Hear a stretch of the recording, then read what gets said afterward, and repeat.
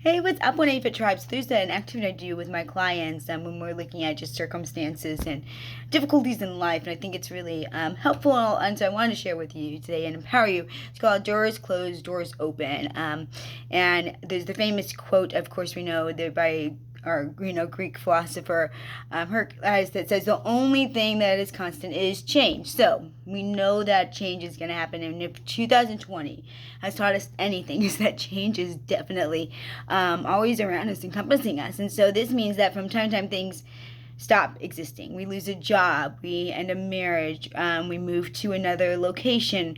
Our examples are just simple changes that we'll face. And maybe we have our big college plans fail, or maybe we're rejected at a job, or we're rejected by someone. Another way is feeling lost, right? And so that door closes. And so, however, at the end, one thing is always the same, right? There's always something new. There's always a new beginning. There's always something that's being birthed in those moments. We have the option to stay focused on what isn't anymore, right? Or all those doors being closed, or we can become more aware of the new ones about to unfold before us. So optimism is a better option always. We can say that. And so to become more aware of new avenues that unfold, and is by looking at those things that are coming our way that maybe sometimes we're even blind to because we're so focused on what we're losing. I know I can do that. I hate it when friendships ends and stuff, right? So I can be fixated on what did I do wrong? And not look at that was time for that to end and for me to go on to the next thing. Or with all my jobs I've had to be super evident. It was time for me to leave. There was no other option but for me to leave. When I actually had the signs a lot sooner than that, but I refused. I didn't want that door to be closing. I want to hold on to. I want certainty in my life, like we all do. So really to look at a favorable view of the future while, considering the doors that are closing and turning to something more beneficial. It's going to help us all during this time. And so there's an exercise. So I'm going to walk you through this exercise I do with my clients. So really the goal of the exercise is twofold. First, it's the exercise will help you be aware of something that is the beginning of something new, so it's not the end and then something new. So you're gonna be able to look at this by the end of it. You're gonna go, oh, I see something that new. And then the end of something positive is not only negative but can also create room for something positive again. So that it can be helpful for you to become more aware as a shift in perspective to something positive again. And it can actually help us focus on things that are that are not there anymore, right? And seeing things that are going to be in our future. Sometimes we try to hold on to stuff that aren't even really there in our present anymore because we're holding on to or grasping for it. So I want you to be free from that. And then there's the second part to this that will help you become aware of what currently prevents you from adopting a more optimistic outlook as doors open. So the insight is really just helpful to develop a more positive outlook and really to a very future closing doors, right? So in the realm of talking about important things that no longer exist, this can be an emotional exercise. So I always like to forewarn people before you might find yourself in tears or feel your emotions coming up. And let me preface it. Emotions are not bad. For me, when I was growing up, I didn't show emotions. I thought they were horrible. I stuffed them. And so for me, it was so scary to think about feeling emotions. But the problem is then we run to other things. We either stuff them or we stuff them with food or we don't eat, right? For me, I went the anorexic crowd. And that's not good, right? And so we have to know it's okay to sit with these emotions. And so when the emotions come, I want you to know that it's okay to sit with it. And if you're not someone who's used to that, same. I'm feeling rather sad. Sit with it, allow it. It's not going to last forever, but it's so important that we sit with it. Make sure you acknowledge the pain, the difficulty that you experience, because it's your loss, right? And I don't care if it's something that someone else would view as something that's not very significant. They haven't walked in your shoes. They haven't walked your story. If it's a loss to you and causes you pain, that's okay. We can't compare. So I want you to take time. If you need to take time to deal with some of those doors that have closed, okay, I want you to make sure you do that.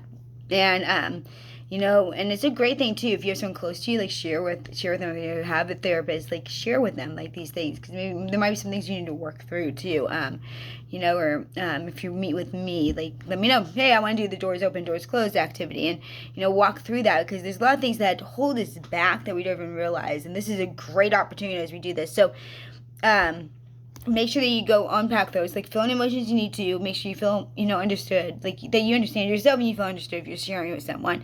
And then this activity is not to downplay a negative event. Okay, when doors close, it sucks, it does, but it's to create awareness of positive potential areas that can result from a closed door. So the first activity is I want you to think about a time in your life when someone rejected you, okay? Or when you missed out on something really important.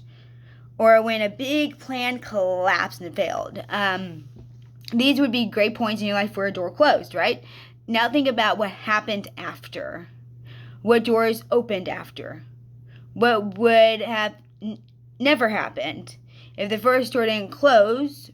Write these down in separate spaces and write down as many as you can. So, like, what I would do on a sheet of paper if I was doing this, I'd have divide the paper up into two parts. Top part, the door that closed on me was, and the new door that opened was, and then I'd be listing the things on there. Okay, so because of it, this one closing, if that one never closed, then these things would have never have happened. And I think it's really important to do that. So I want you to take some time to really focus on that. And then I have some reflective questions after that. But once you do that, so for me, I think door closing would be, I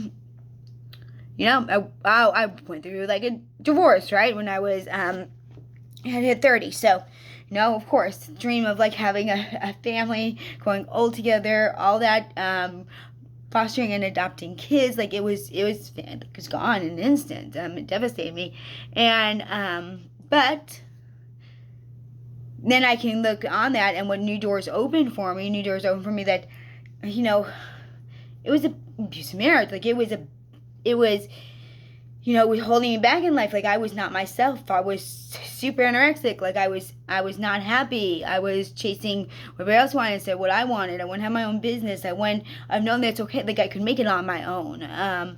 So many things that could go down that wouldn't have happened if that didn't close, if that makes sense. So it's really, I think it's so important to do that, because so many times in our lives, we can get so fixated on the problem and what we're actually really experiencing, right? And it sucks, man. It sucks in the middle of it when we're losing something, and it's hard to see beyond that. I've seen things even in my life right now I'm wrestling with, because I'm it's hard for me to see when it's gone, what's gonna come, because you've known it your whole life. And so so I get that struggle. That struggle is real, it's valid, but it doesn't mean that we have to stay stuck there, right?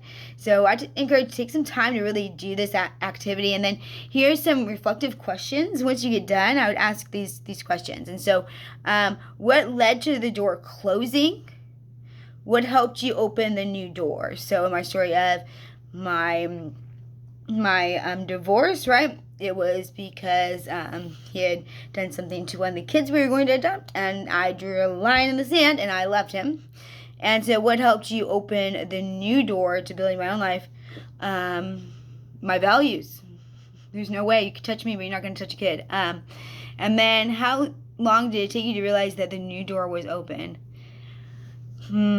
Honestly, for me, it took me 7 years, because then I fell into another abusive relationship for 6, which was just crazy because I didn't see how that grew strong enough on my own. So mine, it took me a while to see. I'd go through another round. Try not to do that one, folks. All right, and then next one. Was it easy or hard for you to realize the new door was open? I think it's easy to sometimes walk through it without realizing you're walking through it. Of course, in the case of me, deciding to stop all the dating and the toxic friend relationships and all that kind of stuff, that was a forced door. That guy opened. Sometimes you have to open up your own door, you guys. I'd open up that door myself, because there's no one opening it for me. There's no one showing me the way. I just had to figure it out and open it myself, because it was time to be done. What prevented you from seeing the new door open? Fear, insecurity. What can you do next time to recognize the new opportunity sooner? Well, now I look for opportunities all around me every day. It's become a habit. It's one part of the 180 Fit Body My method is looking for those opportunities that come our way every day. So now it's a part of what I do. What were the effects of the door closing on you? Did it last long? The effects I really didn't. Well, the effects financially. I mean, depends on what you look at. Financially, yes, that lasted a while, but it's fine. Got through that, and then emotionally and mentally, like I did not even deal with that. Like I said, I stuffed my emotions forever. So like I never dealt with that until recently. So the effects lasted a long time because I had never gone there to deal with them, So until we deal with stuff, did the experience bring anything positive? Oh my gosh, yes. Me again. Like I totally lost myself. What character strengths did you use? Man, of course, I have a lot more, it was determination or stronger than I thought I was. I'll put it that way. And I can handle a lot more than I thought I could.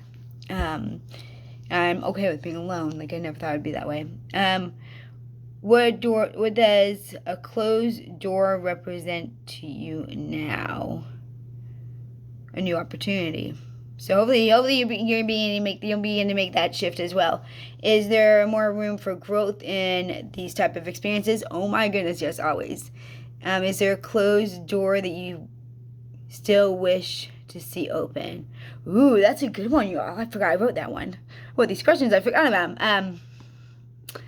Is there a closed door that you still wish to see open? Maybe. Some friendships. Like, I wish I had some friendships from, like, someone who knew me from a kid on all the way up.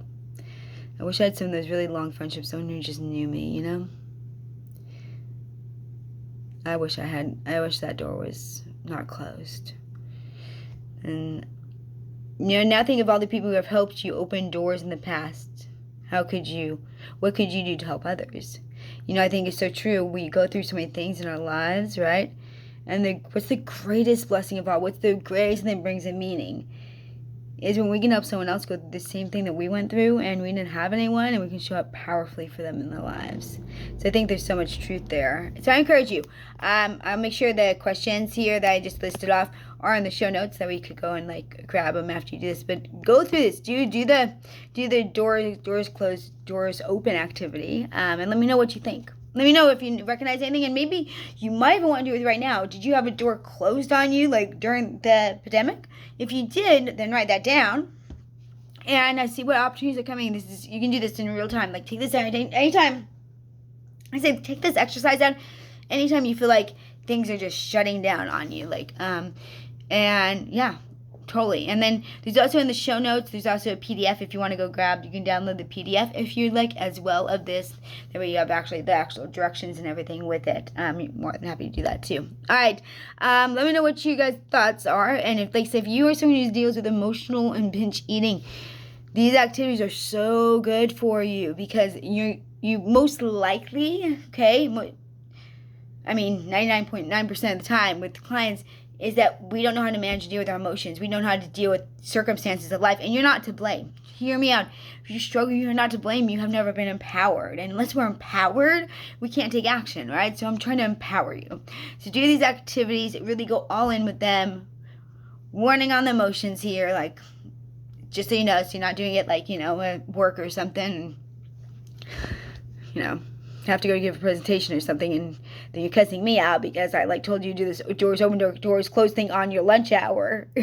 So anyway, all right. Let me know what questions you have about living a fit life, how I can show up, and how I can serve you all the more because I want to be here for you. We all need someone to show up for us from time to time, right? So all right.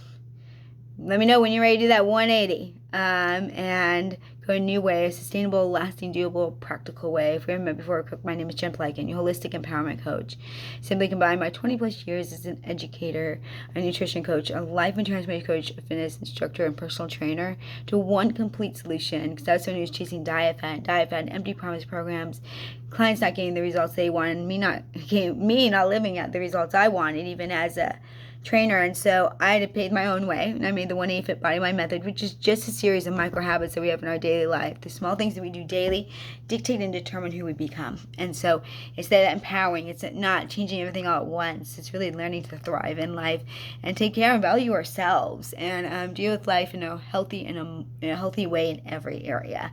And so if that's something that sounds like your vibe, make sure you like, subscribe, follow, share this with someone that you know could benefit from the Doors Closed, Door Open activity. Ask any questions. Let me know if you do this. I'd love to know what takeaways you have as well. Please put in the comments. I read through them all. I respond to them personally. Make videos from your ideas. So be brave, be kind, live authentically, and always shine. Try to remember you're what? Just one habit away. Maybe that 180 habit is to do some self-reflection today. All right. Until next time, tribe.